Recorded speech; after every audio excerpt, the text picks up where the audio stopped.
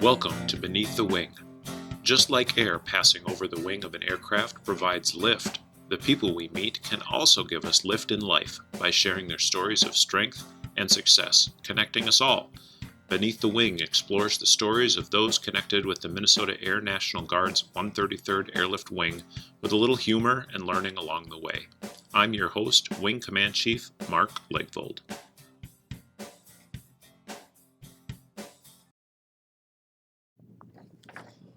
Today's Beneath the Wing is featuring Staff Sergeant Amanda Wolkenhauer, spelled with a W. Amanda recently joined the 133rd a few years ago after transferring from our friends across the runway at the 934th Airlift Wing. After growing up in Lindstrom, Minnesota, she decided to join the military and specifically went into the trades. Amanda's actually an artist, which we'll get into in just a bit, but first of all, welcome. Hi. Hi. So let's start at the very beginning. You grew up in Lindstrom. How did you get interested in pursuing a trade? And then we'll get into how you came into the military. All right. I got interested in a trade. It was more in high school. It was just, one of my, I guess it kind of started in middle school, maybe a little bit. One of my favorite teachers, Mr. Leffler, later became Master Sergeant Leffler for me. He taught industrial tech. And when I moved up to the high school, he began teaching more metals classes. So I was like, okay, I really liked him as a teacher. He helped me through a lot of difficult middle school stuff, like making friends and getting through that weird phase, right? So I was like, I'm just going to try taking, one of these classes. Turns out, with him believing in me, he kept pushing me forward, and I just kind of sort of fell in love with welding. It's like coloring for adults. Uh-huh. But he gave me academic achievement, my first metals class. Unfortunately, when I did take metals 2, Leffler was deployed to Cuba, and he had a substitute teacher come in, and I took on being a teacher assistant for that teacher. In high school? In high school. It was my senior year. And I really liked teaching the kids and stuff. And the substitute, he was a good substitute, but he lacked a kind of little, I actually got to show these kids how to do it, but he's a really good sub who also, gave me influence on welding. I began to notice through school, in college and stuff, that everybody welds completely different from one another. It's almost like your own signature or your own fingerprint. I said that you're an artist, right? And being a farmyard welder, I get it. Everybody does weld differently. I weld poorly. So what makes a good artist when it comes to welding? You say coloring for adults. Yeah, coloring for adults. Knowing what a bad weld looks like and knowing how to fix a weld or how to maneuver your hand in an angle, and like listening to the machine and just feeling everything in that weld, and also taking in a little bit of pain, because you're gonna get some sparks, you're gonna get that, but if you can take that pain and hold that still, just because you want that weld to be absolutely perfect, when you pick up that helmet and you see it and it just is like, oh, yes. I could just hear, I could see the passion here, and I hope people can hear it.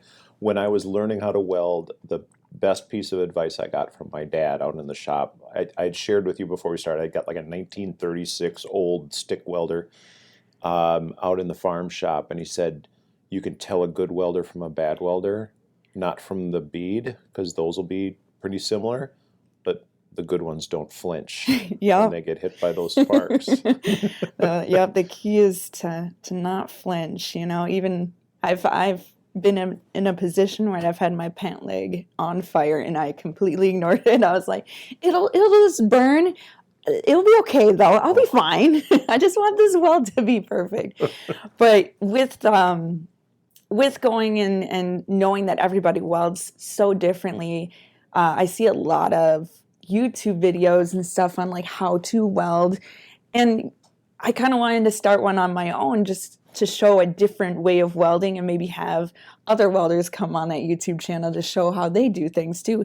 Because I've helped a couple of kids out who are going through college or who are just beginning, and like their instructors sometimes teach them this way and it doesn't really work for them. But maybe if you try it this way, it might work differently. Mm-hmm. Even at tech school for structures here, we did a little bit of welding in that.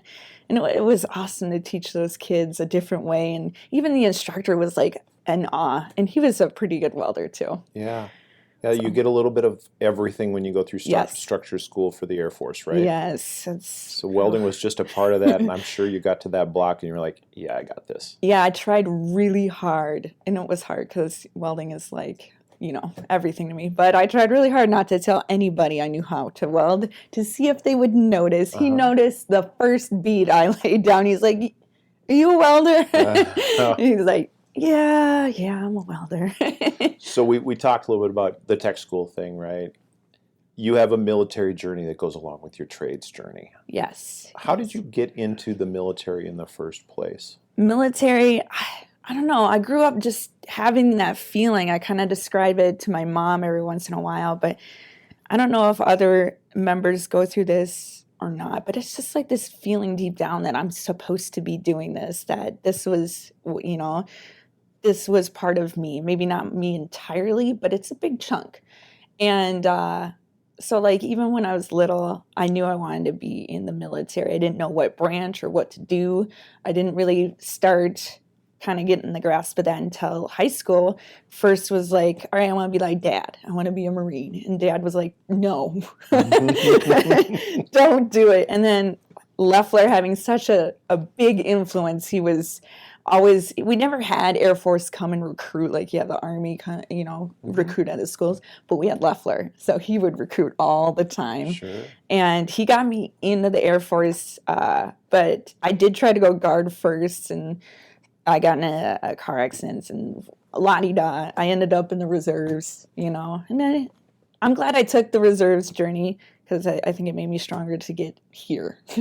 So your first, we say an AFSC, and if you never wore a uniform in your life, it's basically what is your job in the military. Army calls it an MOS. It's just this fancy acronym for, hey, what's your job? So what was your job in the Air Force Reserve? What was the first thing that you did in the military? I was an electrical and environmental specialist. The planes that we worked on the reserve side were the C-130Hs. Okay. I don't know if they're moving to the Js like we are or not. That was a big talk over there when I was just leaving. But I worked on those for for a while. But like going through tech school, you learned like on all different planes. Our job wasn't specified because you don't know where you're going to end up, like what base or whatnot. But that was my first AFSC. It wasn't sitting in the recruiter's office. I was like, I want to weld in the military because it's something I'm really good at. And he was like, well, this job has soldering. I was like, no, not quite the same. Right. But I was also wanting to, I've always kind of been one of those people that likes to do and learn all different things. That's why I really like what I do now. But right. I didn't know anything about electrical or environmental. I didn't really know what the job was when I first enlisted, but it came with a signing on bonus, so you can't complain there. Absolutely not. Going through tech school, it was a struggle just because, I don't know, it wasn't I didn't fit into that job, I don't think. I made it through, I didn't fail or anything, but it's always like if I was a student, it would have been like C, B average, C plus, B plus kind of, hit and miss thing. But you made it through that tech school. You got back here. You started working on planes. Yeah, I started working on planes and starting that whole adventure with that shop. We were we were the same for a little bit, and then I think it was like my third year in, and keep in mind, like between basic training and tech school, that took up a year in itself. So I was 2 years working with my shop, and then they split us in half, and we had the flight line side, and then we had the back shop, and that's how like active duty, and I think most everybody runs. And I don't know why we didn't start out that way. I don't know the whole background, but they put me on back shop at first, and then later I moved to the flight line because of complications that rose with somebody on the back shop. And needless to say, like, I stuck it out my 6 years there, and I got my 5 level, and I did what I had to do, but it was quite a journey. I mean, I learned a lot, but I also lost a lot. Yeah. So sticking it out in a career, and we talked a little bit about going into something you weren't necessarily passionate about. Yeah. When you started talking about welding, Amanda, your face lights up and you get animated. But this is just soldering and fixing some components on aircraft, and Yeah. you were looking for something a little bit more from the military, but you still wanted to stay in. How Yeah. did you manage to cross the runway? Well, it was hard. Okay, there was a lot of complications with E&E, but there was a lot of, there was some good parts as well. I really liked being able to tell people, yeah, I fix airplanes, I was like, yeah, I do this. I always get that question, or how many airplanes have you flown? I'm like, I don't fly them, I fix them. But that was something, that I had to let go. And when I was searching for the job, Loeffler poke his little head out again, and that's how I kind of got over here. But it was a while still because there was no openings in his shop, and then he was like, oh, there's electrical over here, and I was like, that's not really the best fit for me. Electrical in CE, not on planes. But I mean, yeah, I can do electrical work, but there is some big gaping holes that lost information just because I purposely suppressed it with bad memory. So I just had to kind of let that go. And I think that's what kind of overtook me in my last unit was I was forgetting stuff. I mean, it was a difficult job to do, and to have to memorize everything in 2 days and then remember it from a month from now. You get like active duty people that have done it for years, or you get people that are out there every day. They just work on planes, and then as a reservist, you just come out those 2 days. I'm like, I don't know. That's a challenge. Yeah, I did a lot of trying to memorize and everything, and I just I developed confidence issues because of their training methods, and I knew all the answers that they were asking of me, but I couldn't answer them. They were just like I just wouldn't answer. I would be like silent, or I was there. Amanda, you bring up a really good point, and that is the folks that come out here 1 weekend a month, and Yes. how much work it takes on the Yes. other 28 days a month just to stay current, stay proficient, and the passion that folks have that do come in on our drill weekends to know their craft, know their job, understand it, and all the extra studying and work that it takes. Yeah. It's a lot more work than the typical. You hear you're a weekend warrior. It's a lot more than that. Right. It's a passion, isn't it? Yeah, it is. And you gotta, I mean, lately, in our commanders calls and all that, they really push to remembering your why. And that is a big thing here. You gotta remember why you joined and why you're doing this. And when I was going through all that tough stuff on the 934th, I remembered my why, and it kept me going. And that's kind of like it brings out your passion. And if you really like what you're doing as a job, and you really like who you're working for, there's nothing stopping you. So do you like who you're working for now? I adore them. Tell me about the CE family, the Civil Engineer family that you're a part of now. Well, it's just that, a family. I actually feel like a family. I fit in more with CE in like this, in the beginning, I was there for like a few months, and I felt like I fit in there more than I ever did in the 6 years I was on the 934th. Yeah. Maintenance is different because it's a lot of go. But here in CE, it's a lot of really hard labor, but it's easy. I don't know. It's easy and it's difficult. It's difficult enough to keep you going. Yeah. And with these guys, I don't know. Each shop we come together. We were in Japan and my commander was out there working side by side with us. Mhm. That's a leader right there. Yeah. And I see like my shop chief he's a great leader too. He's working just as hard as the rest of us instead of just being like, you did this wrong or you did this wrong. Well, okay. Gee, thanks. But they're just people I never want to disappoint, Right. Like I want to try my hardest for, because it was such a big difference from the 934th for me anyways. They're working hard for we're a family, like I got brothers now. Yeah.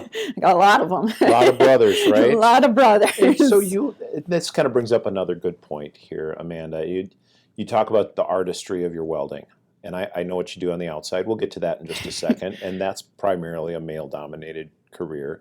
The military in and of itself, historically, has been a very male-dominated career. Now, the Air Force, I think, is sitting right around 35% female now. So we're catching up to parity, and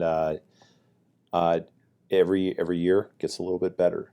But you're still in a very male-dominated area. The civil engineers of plumbers, electricians, people that build up, like buildings and stuff, people that build across, like pavements and runways and stuff, and that care for all of that apparatus of just building a city from the ground up and maintaining it, are in civil engineers.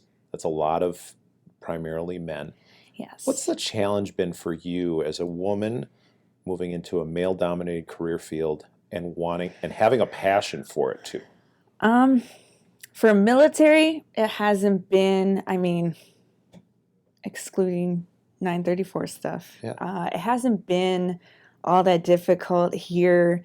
I think what I do on the outside definitely helps because, I've been through the ringer for a lot of different things. And with guys, I've always, even growing up, I was like the tomboy. So I always kind of fit in with the guys more. Like, I can change your oil in like 15 minutes. I got you. Mm-hmm. The most feminine thing about me was probably dance. And I didn't really have any friends. I had one good friend, but she was older than me. Yeah. So, that helps. And just, I don't know, just being with one of the guys it's easy for me, I guess. I don't get really offended. I don't let things bother me. And most of the time, no, all the time, they're always just joking. So I know that if something went wrong, those guys would be there for me. Yeah. And I got that feeling almost right away. Yeah, you talked about the family. Yeah. Or we talked about the family of CE, because that's where I spent most of my career. Yeah. Was in that civil engineer family, and it's close. Is. We are close. Yeah. Even EM. Yes. EM is great. They're great. Everybody is great over there. It's so good to hear that. It's a place that I still hold pretty close in my heart. Traditional guardsman is what you are, which means you come in 1 weekend a month. Yes. And you work structures, but on the outside you work for Caterpillar. Yes. That's here in the Twin Cities. It's a manufacturing career. You weld all day and your pants catch on fire and you keep on going. Yeah. What's it like working for Caterpillar? Tell us about the relationship that your guard life has with your work with Cat. As far as military stuff and Caterpillar, I think they are probably top notch. I do have an Army officer up in the big offices, so he's always looking out for us. Not many. We sit down. They celebrate Veterans Day. They hand out Caterpillar apparel, and we have cookies and whatever. Working for Cat is a roller coaster. I have some awesome coworkers that also give me the same feeling of if something happened, they'd be there, and they've helped me, being the typical female me, I'll overthink, my job as a welder. I gotta say, it doesn't take a whole lot of thinking, so I'm thinking about everything else, and I'm way overthinking things, and the guys just sit there and listen, or I listen to them, they, whatever comes up. And as welders, I feel like we come together, and we're, if I have a question of something, or if maybe someone has something different different way of doing it, I listen. I love learning about welding. I love learning about other people welding. So that's, or how they weld. So I try to grasp everything that the older guys share, the grandpas, Now, when I started at CAT, I was third shift. And then I went That's in the middle of the night, right? Yes, that was the shift of 10 p.m. to 6 a.m. And then I went to second. So the only thing seniority really gets you at CAT is moving up to first. And I got really lucky with that. Sometimes you're there on third and second shift for like 8 years. I got lucky, and I moved up pretty fast. I'm on first shift now. And I gotta say, like, the age differences go from really young to the older guys, just because, the seniority thing. Mm-hmm. But I've made friends on all 3 shifts. Yeah, we move around a little bit. One of my favorite coworkers, probably like a year younger than my dad. Him and I we're just 2 peas in a pod. I was supposed to meet this person and be best friends with him. Yeah. And there's just a lot of guys that are like that there, though. It's crazy. Like, I make pretty good friendships. I do have 3 other female workers or welders there. There's other forklift drivers and all that, but as welders, there's only 4 of us. 2 of them, well, one of them I don't really know because we worked opposite shifts for too long. And then one I did work with, and she's pretty cool. And then we got a newbie. She's still a temp, and that's how I started out as CAT too. I didn't stay a temp very long though. She is still a temp because she doesn't want to get off a first shift. Sure. CAT's not really good at that flexibility thing when it comes to, okay, if you get hired on here, you're going to be on third. It's hard in a manufacturing career field to do that. You got lots of people, lots of, you got to have people on third or second to keep things rolling. So you kind of have to do that. Yeah. But I hope I kind of took her under my wing, and I'm showing her, everything that I know and came across, and hoping that her welding and stuff gets better. It's not easy to bring up something a welder did wrong.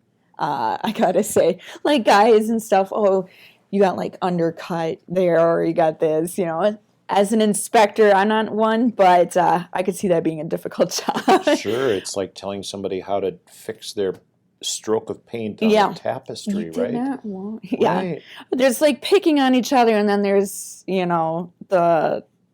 I can't think of the word, but the constructive criticism. Yeah. Like, most of the time, I'm just saying it so you don't get caught by an inspector, right? Sure. Like, that's the last thing. And I don't know, when I first started at CAT, I feel like I could not weld. But seeing myself transition through year and day and week, whatever, and getting better at welding each time is amazing. I go having 15 write-ups. And when I say write-ups, I'm talking like quality hits, undercut, porosity, you didn't tie that in, whatever. Mm-hmm. To now I have 15 frames under my belt with 0 quality hits. No way. The only problem, CAT does 0 recognition. I think they're working on that. I hope that they're working on that. But their recognition is kind of lacking right now. That is another thing it's different between the culture and climate that we have here in uniform compared to what there is out there.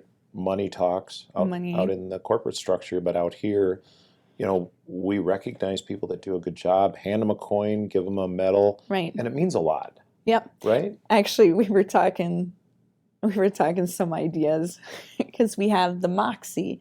Our commander does the Moxie cans of pop, and that's always been, like, I got one already too. Orange soda from Maine. Yeah, and that's become the big deal in Minnesota. it's not right? orange though. It's not flavored orange. It's like licorice and black licorice and Okay. like Dr. Pepper.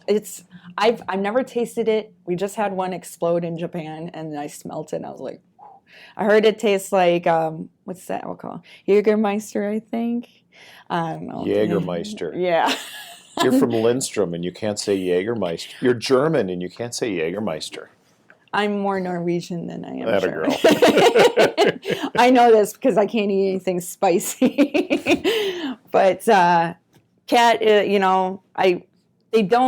think Cat, it's very like management, the rest of us. Sure. And I feel like sometimes they don't listen to us. They have their, surveys. I've never liked surveys personally, even through school. I used to have my dad be like, she does not have to do the survey.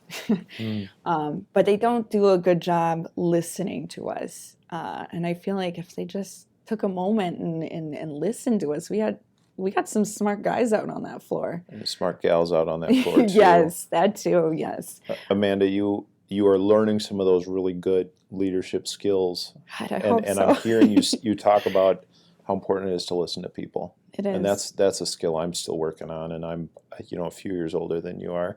But it's one of those constant things that we try to evolve and work on. Yeah, but if you're not learning, then you're not really, I don't know, living, kind of. Right. You're always learning. Time to go if I stop learning in this job, that's for sure. And it is a whole lot of fun. Getting back to Cat, you just went to Japan. Yes. Left for 15, 20 days? Yeah, it was about 3 weeks. Yeah. How did Caterpillar support you in that? You said they're really good with the military. They are. So when I say they're really good, I'm talking really good. For one, they never question when I say I have to do military stuff. Let's say I have to come out randomly on a Friday. They never ask for paperwork. They never ask for a note. They don't ask for orders. And I think that's really nice because it's one less thing I have to worry about. You know, I need to be focusing on my Air Force stuff. And there's a lot of paperwork that comes with the Air Force already. So it's like digging all that stuff down and bugging your supervisor about getting this information to them. It becomes a task. And I had to deal with that with prior jobs. And it was just not easy.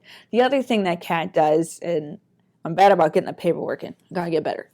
But they will pay the differential. While I'm gone. So let's say I normally make $200 and I make $100 here in the Air Force, they'll pay the other $100. Yeah. You just have to put in like your LESs and send them your orders and stuff. But that comes in handy when I'm normally living, I get paid weekly. And then when you do military stuff, it's every 2 weeks. So it's a little kind of like, okay, wow, got to organize everything in my brain. And I live alone, so all the bills fall upon me. And, I have it organized upon CAT, not military stuff. I do have, I left for school for 6 months and they were like, okay, see you when you get back. Wow. I'm about to leave them again for my very first deployment. I'm really excited, but very nervous about it. Yeah. Because I'm going all by myself. I'm not going with the unit. And I just hope that I represent the 133rd as good as I can because it is great here. We already know that you will. I'm going to reintroduce you. We're going to take a break. Okay. I've been talking with Staff Sergeant Amanda Wolkenhauer. I'm getting it right. Your grandma won't be mad at me. Yeah. We're going to be back after a quick commercial break. Hope you stick around. This is Technical Sergeant Gallucci with the Minnesota Air National Guard recruiting team. Is your day boring? Are you tired of sitting behind a desk? Or are you a student that is looking for something more than just average? Thinking about making a change in your life? Looking for a challenge? Wanting to be a vital puzzle piece in the big picture? Well, the Minnesota Air National Guard is the answer to that calling, to that change. We currently have openings in many technical career fields in civil engineering, such as electrical systems apprentices and water and fuel systems maintenance apprentice. When that spark to serve your country and community ignites, please reach out to me via text or phone call at 612-910-1187. I look forward to speaking with you soon. Fly, fight, win. Welcome back, and thanks for sticking around. We're on the second segment featuring Staff Sergeant Amanda Wolkenhauer. Sorry, I got to not have written that down, Amanda. I apologize. Hey, I still do it. So. Hey, good deal. At least your grandma's not going to be mad at me and I'm pronouncing the last name right. That's all that matters. Thanks for sticking around with me for the second half of Beneath the Wing. Asked you who, a person or a character from history that you really identify with, and you talked about Rosie the Riveter. Pretty hotly debated, actually, if a real Rosie the Riveter actually existed. In 1942, Red Evans and John Jacob Loeb wrote a song recorded about her to help the war effort. But the image of Rosie the Riveter became really important. It was a symbol of strength and women working in normally male-dominated careers and helping the military. So get into that. Tell me what strong means to you. Strong is having, I don't know, working with what you got and knowing how to use, what you got. And then also with strength, it's got to be, despite whatever's going on, you get the job done. You work really hard, not for somebody else, but for yourself. I don't weld for Caterpillar or for other people. I weld for me because I love it and I want to do my very best at it, And it takes a lot of strength and other things to, okay, you got to admit to yourself when you've done something wrong. Mm-hmm. With welding, I'm like, oh, okay, that weld is a little iffy. What can I do to make it better? Yeah. What can I be to be better? And I think that takes a lot of strength to admit that. You shared with us right before we went to break that you're getting ready to go on a deployment all by yourself. Yes. And your big concern is representing the 133rd. Us well. Yes. But honestly, listening to you, does it take a lot of strength to do that? To just take off, go on your own, and hit a deployment? It does. Personally, with me, I have to fight a lot of confidence issues and doing things on my own and trusting myself to be able to do them. Even taking like a CDC test, which I also have coming up, I have to, hey, you got this. You can do this. People believe in you, and you got to believe in you. Yeah. And it takes a lot of strength for a deployment. I've been away from home, but I've never been on a deployment, so it'll be a little bit different. But my strength is right there in my family, and I know that they're going to be there, whether I can hear them, see them, or just feel them as I go. Yeah. Tell us about that family structure and the support. We did a little bit when we started out here, just kind of encouraging you to get into the military, but how have they supported you along the way? They've always been, when it comes to touchy things, non-judgmental, I would say. They're there, and they would do just about anything for me, I feel like. Alex, my brother, he's a big inspiration. He's got a disability that he fights every day. I know he fights it every day, even though he doesn't admit it. He's got cerebral palsy. It's not on a severe case where he's in a wheelchair or anything. He's actually one of the smartest people I know in IT and everything. But he's not just like some little computer nerd. No, he's out there doing woodworking and stuff. And I really wanted to meet these guys here because it's, he's one of those people who gets along with everybody. And God, if I could be even a 16th of what he is, that would be amazing. Even my dad is so smart, knows a lot of random stuff, like how to make a donut. I don't know why he knows this stuff. Dads are good at knowing random stuff. Yeah. And then my mom comes in and she makes me think about feelings and the cheesy stuff, that stuff you eat with crackers. But she brings me down to earth and makes me think twice about how I do things. And she's always been really kind, and I really push for that, because if you show a little kindness here, you'll find it in a different way. It might not be for them from that person or that area or whatever it is, but kindness is a big thing, and it'll go a long way, and it could make someone's day. It could make someone, could change their life. You never know. Opening that door, holding, helping them across the road, whatever it is. Yeah.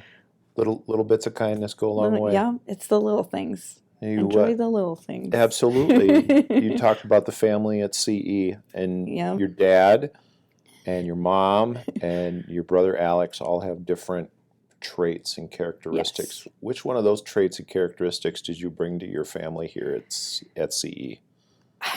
To be honest, I'm still working on that. I can't read from them what I'm bringing to them, but I'm just making a path. I know that I'm really good at working really hard. I might not be smart about it, but I will give you every little physical strength that I can, whether it be carrying buckets of water up and down so you can clean trowels or whatever in Japan, or, and being there for my people too, and listening to whatever comes their way, and hopefully being someone they can lean on if they need to, Yeah. Again, with that kindness thing, I always try to make, I make a lot of cookies. And that was like one of the most helpful things that my dad ever taught me to do, was to bake these cookies, because, man, seeing those people's faces and they're like, it tastes so good.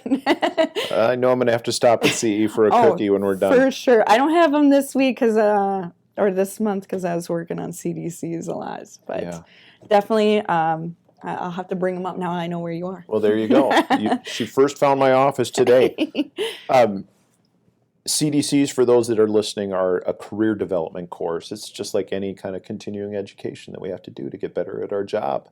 Talk about the progression here. You cross-trained after starting in one job. You moved to another. Cool thing about the military is you don't lose any pay when you start out at ground zero on a job. How's the learning been for you with your career development? What's the challenges that you've been going through on that? I think, going through tech school, I did really, really well. Yeah. So we got two parts to our tech school. The first part, we will take it with either Navy or Army in our class. Yeah. And then the second half is all Air Force. The first half was more of the carpentry stuff and all that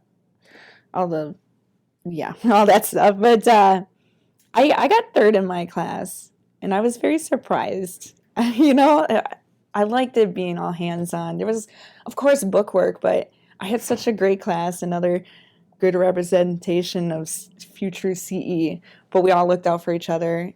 Me being prior, there was like that kind of wall. We couldn't see each other outside of class or anything like that. But during class or right before tests, we were all just trying to help each other study. And that was awesome. And I think that really helped a lot. And then the second half, I was a point away from being distinguished graduate. And I was trying to do my best for my future shop, because at this point, I've already met with them. I've worked with them. And I just wanted to do what I could, to... I don't know. They've even said that I've kind of stepped in. I'm Loeffler's protege, and that puts a little pressure on me to do my very best, but not as much as trying to be my best for them. Yeah. You're forging your own path. Yeah, it's 934th. I definitely didn't feel like a good airman, more like a broken airman, and I didn't want that following me around anymore. And I was like, I'm gonna lead this here, and I'm going to be different, and I'm going to be great, and it's going to be great. And so far, one step at a time, I'm getting there. Amanda, you found a new home and a new family. I did. And it just sounds like you're able to you're learning new things, but you're also a part of it. You're able to be yourself in a family where you're comfortable. Yes. And describing your family structure, that's kind of the way you grew up. Yes. A place where you're comfortable. Very well loved. And well loved. And that's one thing that in the military, we're not necessarily good at it, but it's there. The fact that we do love one another out here. Yes. A little sappy, but it's still a true thing, isn't it? Yep. It might not be outspoken outright, but it's there in the way that people do things for you or are looking out for you. Really, you feel it. It's a lot different than what I went through at the 934th. For sure. Definitely. Okay, so second half of the podcast. Amanda, this is podcast number 39, by the way. You haven't listened to any of these, which you told me. You're going to listen to this one, aren't you? I don't know. I don't know if I want to. one of the things that we do is we have a quick question. So you got to answer the question quickly, first thing that pops in your head. Gosh.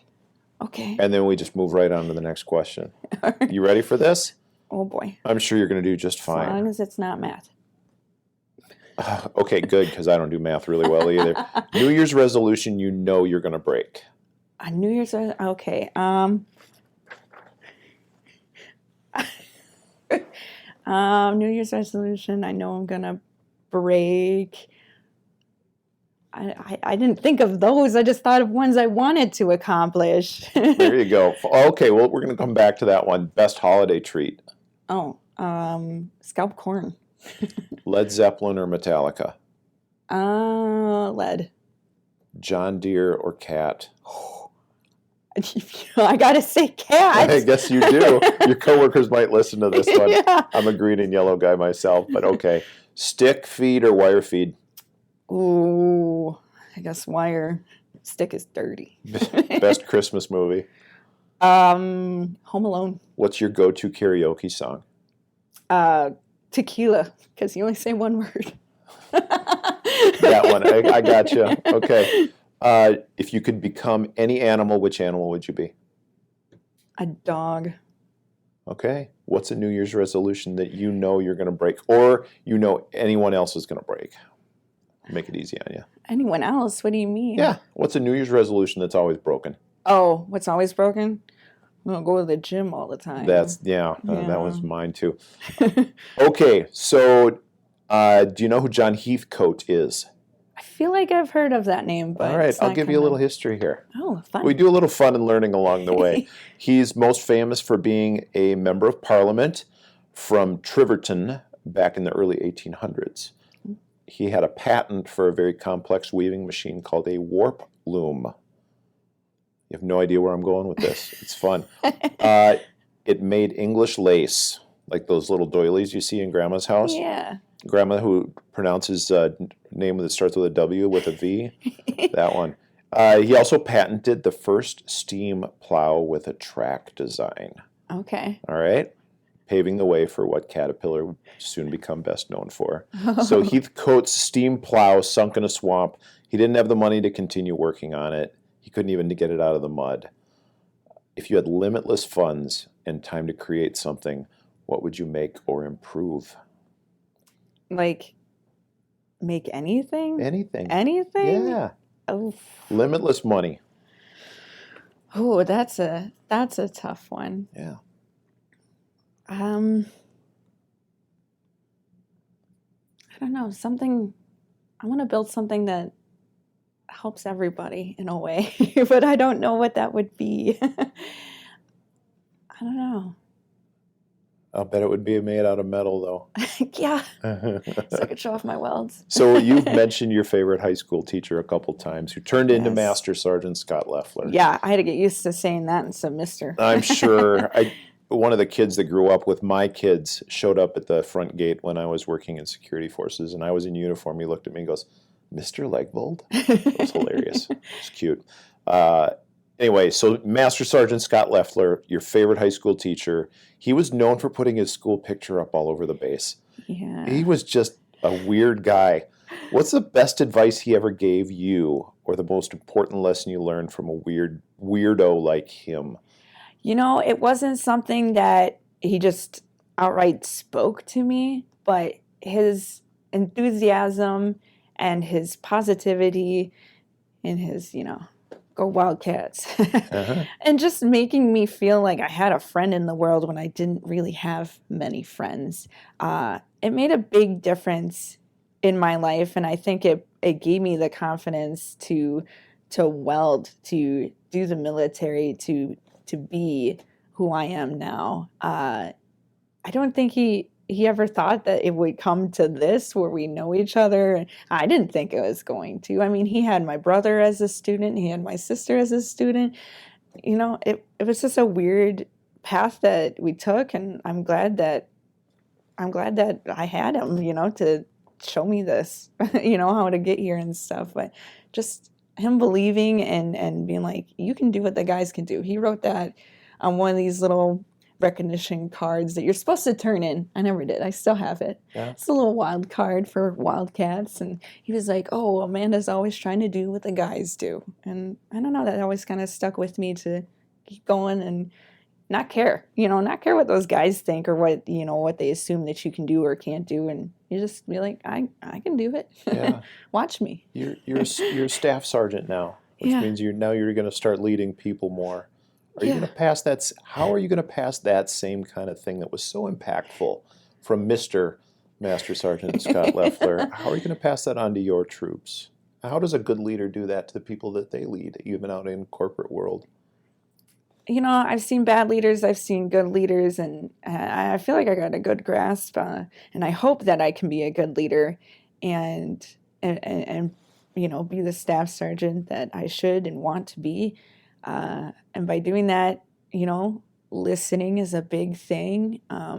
Showing them, you know, how to do something, but not having, you know, do it with them a couple times first, you know, before you have to just be like, oh yeah, go figure it out. Go read it in the TO. I heard that a lot. Go figure it out. Okay, thanks. I just read about the wrong plane for half the day. But thank you for telling me to go figure it out, you know? Yeah, I get the concept. You do have to find things on your own. But, you know, I want to be the leader where I can, you know, kind of protrude some things to help you along the way, I guess. And to be there for any questions that you may have, you know, along the way and be able to answer them. You know, that's a big thing for me is, you know, because I'm still doing the upgrade training, is I want to take in everything so I can answer those questions and I can help that person. Yeah. Amanda, thanks for joining me today on Beneath the Wing. This has been great.